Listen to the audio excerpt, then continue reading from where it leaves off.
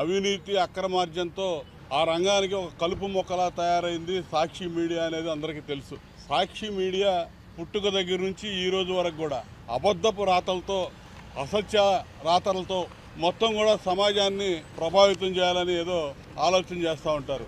పత్రిక కానీ electronic media కానీ రెండూ అదే పని. మొట్టమొదటి నుంచి కూడా సొంత బాబాయిని అడ్డగోలుగా అడ్డంగా గొడ్డలతో నరికి చంపి గుండెపోటుగా చిత్రీకరించారు ఒకరోజు. అదే పత్రికలో అదే ఛానల్స్లో ఆ వార్తని తిప్పి నారాసుర రక్త చరిత్ర అని చెప్పి చంద్రబాబు నాయుడు గారి మీదకి ఆ అబద్ధపు వార్తని ప్రజల్లో నమ్మించాలని ఏ విధంగా ప్రయత్నం చేశారో ప్రజలందరూ చూశారు.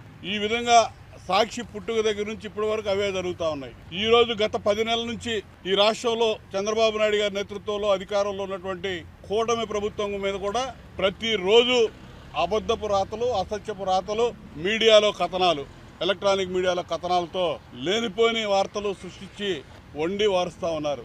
ఇవన్నీ కూడా సిగ్గు రావట్లే వీళ్ళకి. 11 సీట్లకు పరిమితం చేసి ప్రజా బాహుళ్యంలో పనికిరారు, ప్రజా జీవితానికి వీళ్ళు పనికిరారు, ప్రతిపక్ష హోదాకు కూడా తగడు జగన్మోహన్ రెడ్డి అని తీర్పిచ్చినా కూడా సిగ్గు లేకుండా ఈ మీడియాను అడ్డం పెట్టుకొని ఏదో చేయాలని చెప్పి కూటమి ప్రభుత్వం మీద తప్పుడు కథనాలతో ముందుకెళ్తున్నటువంటి పరిస్థితులు చూస్తూ ఉన్నాం.